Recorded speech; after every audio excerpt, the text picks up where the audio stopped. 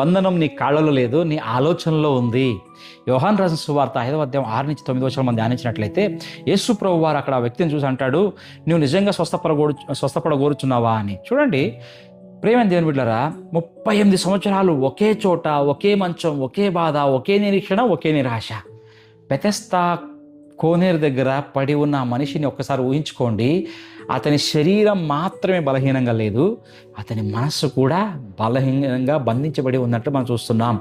అతని అసలు రోగం అతని సమస్య రోగం కాదండి, ఓటమని అంగీకరించిన మనస్తత్వంగా మనం గుర్తించాలి. అందుకే యేసు ప్రభు వారు ఆయన్ని ఆశ్చర్యపరిచే ప్రశ్న అడుగుతున్నాడు, నువ్వు స్వస్థపడగోరుచున్నావా? ఎందుకు? యేసుకు అతని రోగం ఉందని తెలియదా?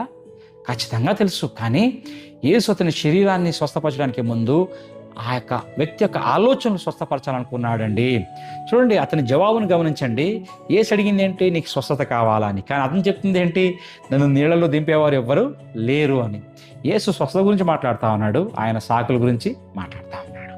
38 సంవత్సరాలు వ్యాధి అతనిని బంధించలేదు, కానీ 38 సంవత్సరాలుగా చెప్పుకుంటున్న సాకులే అతనిని బంధించాయని ఇక్కడ మనం గమనించుకోవాలండి. ఈరోజు అనేక మంది విశ్వాసుల పరిస్థితి కూడా ఇదే విధంగా ఉందండి. నన్ను ఎవరు ఆదుకోలేదు, నాకు అవకాశం రాలేదు, నా కుటుంబం అలా ఉంది, నా పరిస్థితులు ఇలానే ఉన్నాయి. నా దేవుడు అడుగుతున్నది అది కాదండి. కానీ నా దేవుడు అడుగుతా ఉన్నది నీ గతం ఏంటి కాదు, ఈరోజు నువ్వు లేచి నిలబడడానికి సిద్ధంగా ఉన్నావా అనేది మాత్రమే ఆయన అడుగుతూ ఉన్నాడు. యేసు అతనిపై జాలి చూపి అక్కడే వదిలిపెట్టలేదు, కానీ బాధ్యతను ఇచ్చాడు. లేచి నీ మంచం ఎత్తుకుని నడువు అంటున్నాడండి. ఎంత అద్భుతం! 38 సంవత్సరాల మంచం అతనిని మోసింది, ఆయన పడక ఆయన మోసింది, కానీ ఒకే క్షణంలో అతడి ఆ యొక్క పడకని మోసుకుంటూ వెళ్తా ఉన్నాడండి. ఇదే కదా దేవుని అద్భుతం. నేను ఎన్నో సంవత్సరాలు మోసిన బాధే రేపు దేవుడు నీ సాక్ష్యంగా ఆయన మోయిస్తాడు. గమనించు, ఈరోజు యేసు ప్రభు వారు నిన్ను అడుగుతున్నాడు, నీవు నిజంగా మారాలని కోరుకుంటున్నావా? అయితే నీ సాకులు విడిచిపెట్టు, నీ భయాన్ని విడిచిపెట్టు, నీ ఓటమి మనస్తత్వాన్ని విడిచిపెట్టు, నా దేవుని వాక్యాన్ని పట్టుకో.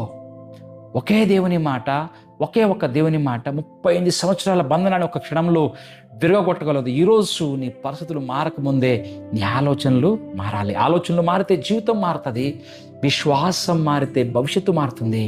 ఈరోజు యేసు ప్రభు వారు నీతో చెప్తున్న మాట, లేచి నిలబడు. నువ్వు లేచితే నీ కుటుంబం లేస్తుంది, నీ పరిచర్య లేస్తుంది, నీ సాక్ష్యం లేస్తూ ఉంది. ఎన్ని సంవత్సరాలుగా నిన్ను బంధించిన ప్రతి ఒక్క సంఖ్యలు కూడా యేసు అనే నామంలో ఆయన ఈరోజు విరగొట్టడానికి శక్తివంతంగా ఉన్నాడు. ఆయనే ఇవన్నీ కూడా తెగొట్టడానికి సిద్ధంగా ఉన్నాడు. తెగిపోవాలి యేసు నామంలో. దేవుడు కార్యం జరిగి